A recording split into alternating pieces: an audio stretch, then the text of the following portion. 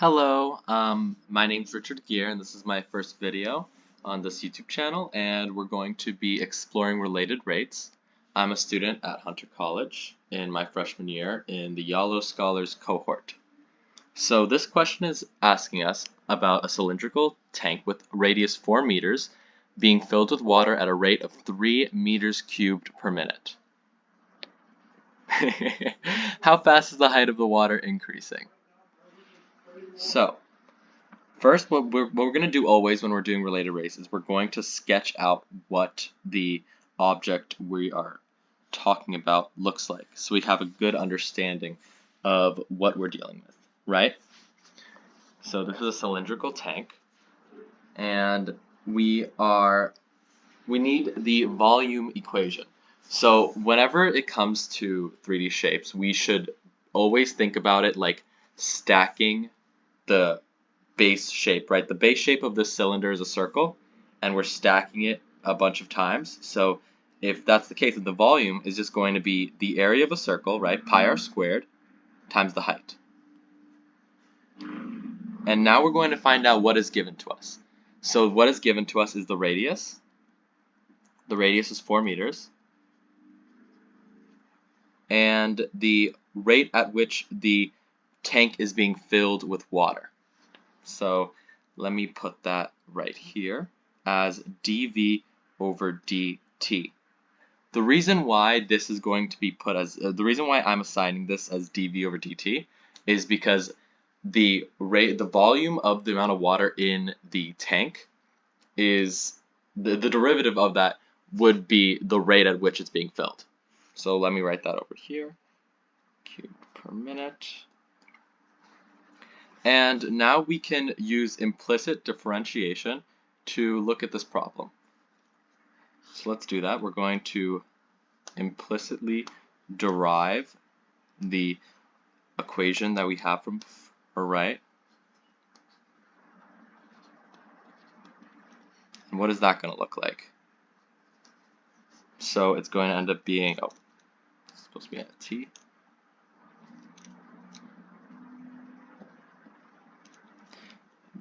dt, right? So it would be dv over dt is equivalent to, so in this situation there are two different variables, which means that we are going to use the product rule, right?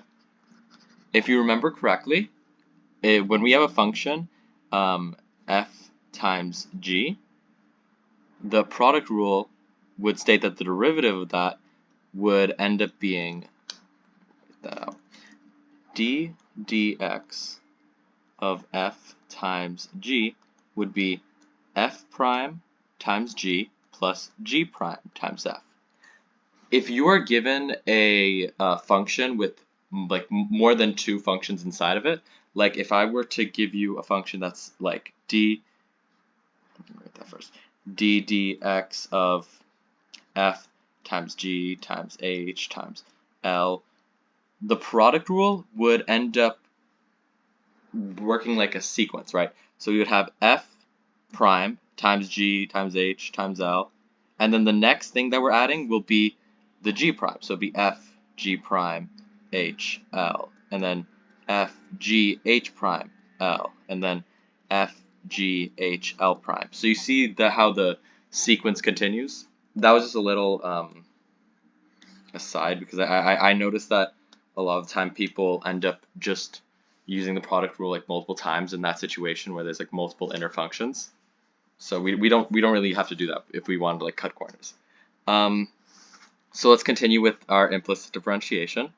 So let us derive pi r squared, right? That's going to end up being 2 pi r dr dt, and that is going to be multiplied just by h, right? Because it's f prime times g, right? F prime times g. And we're going to add that to pi r squared, because this is just going to be f times dh dt. Now, if we remember in the original problem, we have a cylinder being filled with water, right? Which means that once we add, like, theoretically, I know water kind of like plumps up if we were to put it on like a dish, water plumps up due to surface tension, but like we're gonna ignore that. If we put like a little drop of water, it's going to lay completely flat in this problem, meaning that the radius will not change, which means dr of dt is going to equal 0, which means this whole thing is going to be 0. So we can just completely disregard it. So we have dv over dt is equivalent to pi r squared times dh over dt. We were trying to find dh over dt at the beginning, right? How fast is the height of the water increasing? So this is the point when we have to start plugging in what we know, right? We know that the radius is equivalent to 4 meters.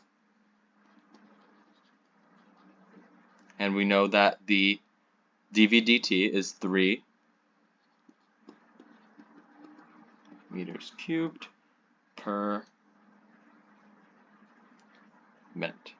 Okay. Now we just plug it in, and everything should be pretty straightforward, right? Yeah, I'll have the, what's it called, units in, because you don't want to ignore units. It helps you understand the problem better. Pi 16 dh dt.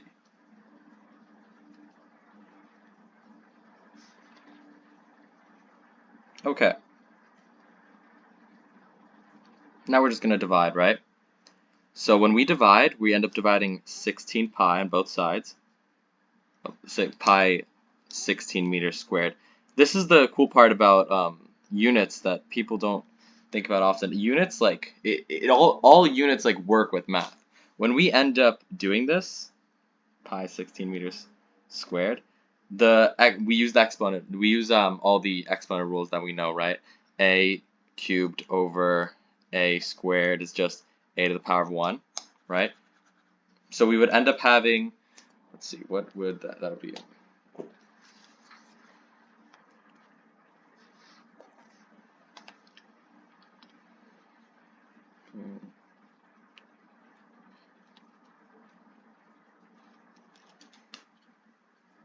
So for the sake of this problem, I don't know. Let me check if we're supposed to be putting this in the terms of pi. Okay, I believe we're supposed to be putting this in terms of pi. So we end up having 3 meters. It's just going to be meters, right? Because meters cubed over meters squared, and that makes sense, right? And the minute is going to stay. So it's going to end up being 3 meters cubed over pi 16 meters squared times minutes. Meters cross out, pi over 16 stays, and the minutes stay, right? So we're going to end up getting 3 meters over pi 16 minutes is equivalent to dH over dt. Now the whole point of related rates is to understand what's happening physically, right? So what this is saying is that 3 meters, the height of the water being filled into this cylindrical tank is, the height is going up by 3 meters per 16 pi minutes. And now I'm going to, that would be our answer. We could, if it asks us to explain, we would put that into words.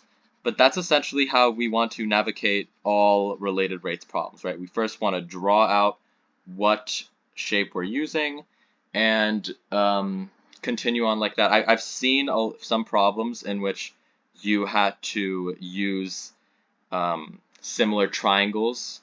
Like I remember seeing a problem where there was a tank and you have to use similar triangles in order to find out the relation between the base and the height of like a tank that was shaped like a trapezoid. So you really want to think logically when you're setting it up. The moment you have it all set up, it's going to be simple. So that was this video on related rates. I hope to release more videos in the future because I do feel like YouTube is such a great place to look for help in education. So yeah, thank you for joining me, and I hope to see you in the future. Bye.